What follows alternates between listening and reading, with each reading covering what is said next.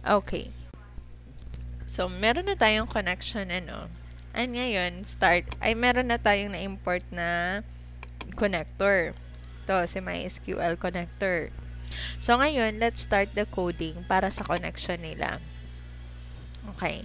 So, ito yung login form natin. Then, click natin yung source. So, ngayon, um, dito naman is kung makikita natin, public class login frame, extend Java JFrame, ito naman yung method natin. Ngayon, we will create a constructor para sa connection. Kasi, kaya nga, wag tayong masyadong close kung wala tayong connection. So, gawa tayo ng constructor para sa connection. Connection con. Tinawag natin con para madali lang natin maala na si con is para sa connection. Makita natin may error. So, basahin natin yung error. Cannot find symbol class connection. So, anong advice niya? Pwedeng mag-import, pwedeng mag-create ng class, so on and so on. So, sa atin, yung gawin natin dito, mag-import tayo. Saan tayo mag-i-import? Dito, pagkatapos ng package.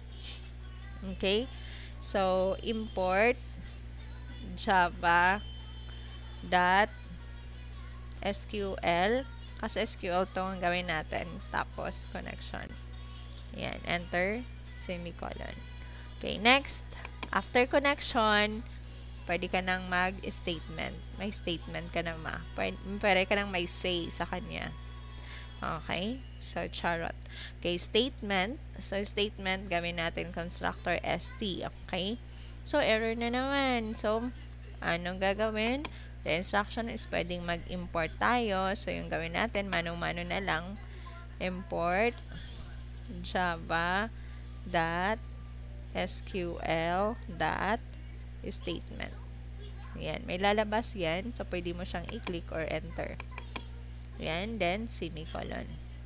Ngayon naman, after that is the prepared statement. Okay. Okay. So, prepared statement.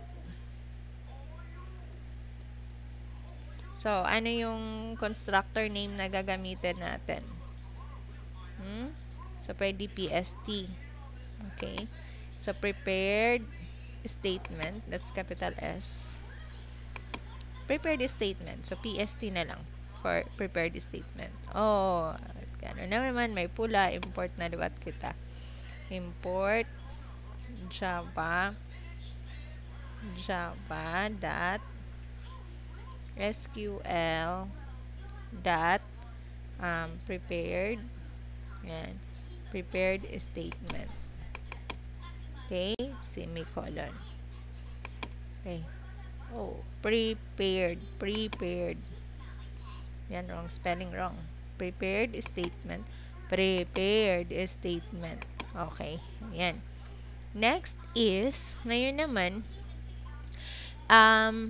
ilagay natin sa isang variable yung name ng database natin, yung driver natin, yung URL natin, yung username, tsaka yung password. Okay? So, pasok natin sa private static. Okay? So, private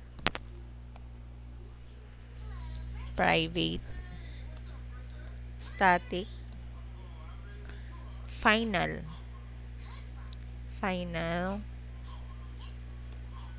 string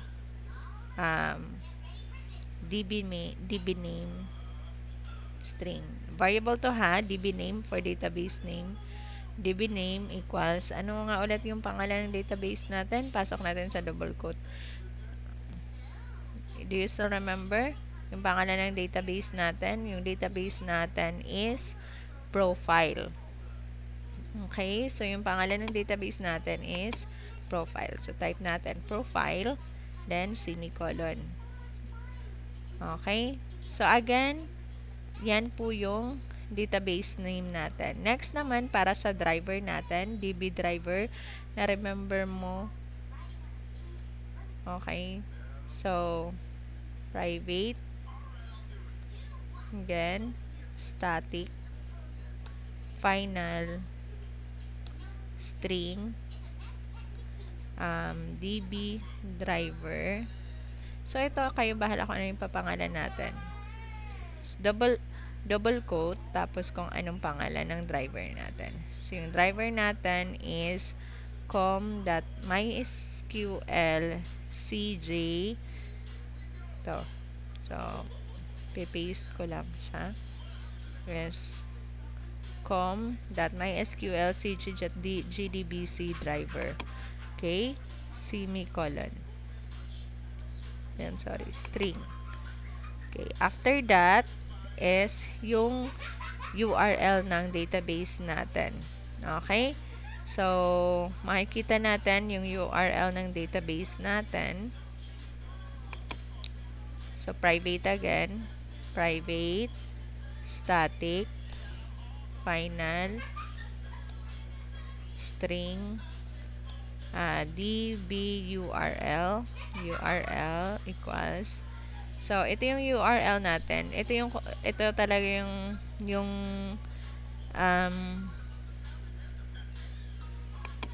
kalagayan ng URL natin. And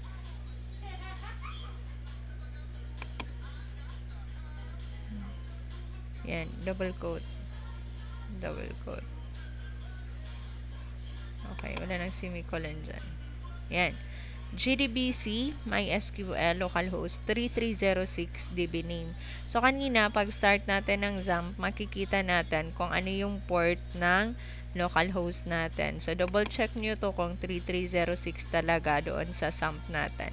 Okay? DB name, ito yung pangalan ito yung variable na humahawak ng pangalan ng database natin. Actually, pwede agad profile, pero, baka mamaya, for example, ang dami ng code natin, tapos mag-change tayo ng database name. So, at least, ito lang yung i-change natin.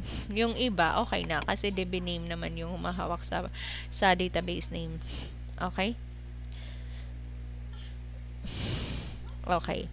Next is, ilagay naman natin yung username and password ng database natin. So, okay. So, private, static,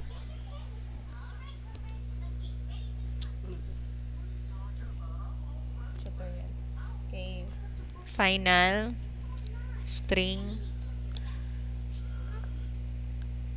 db, anong papangalan natin? db username equals root. Sa XAMPP kasi yung username niya root. Okay? Tapos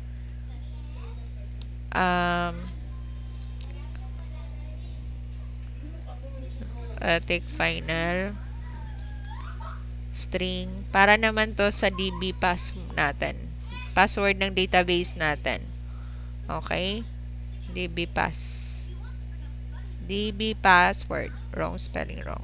Okay, anyway, hindi siya naman nag-error kasi tayo naman yung papangalan. Okay, yung password wala, empty lang. So, walang space. Okay? So, there's no space. Okay, so far, yun na siya. And then, after that, ang dami pa. So, after that, pasok natin class dot for name. Yan. Tapos, ito, class dot for name. Pasok natin DB driver. Ito yan, DB driver. Okay. So, ayan, nag-error siya. So, anong mangyayari? Pasok natin siya sa try catch. DB driver. Okay. Sige, patuloy lang tayo ha. DB driver. Ayan. Class dot for name DB driver. Okay. So, create a class daw. Okay. Next. Okay. So, kung create a class, so gawa na lang tayo ng class or method. So, private, sa taas ha, doon natin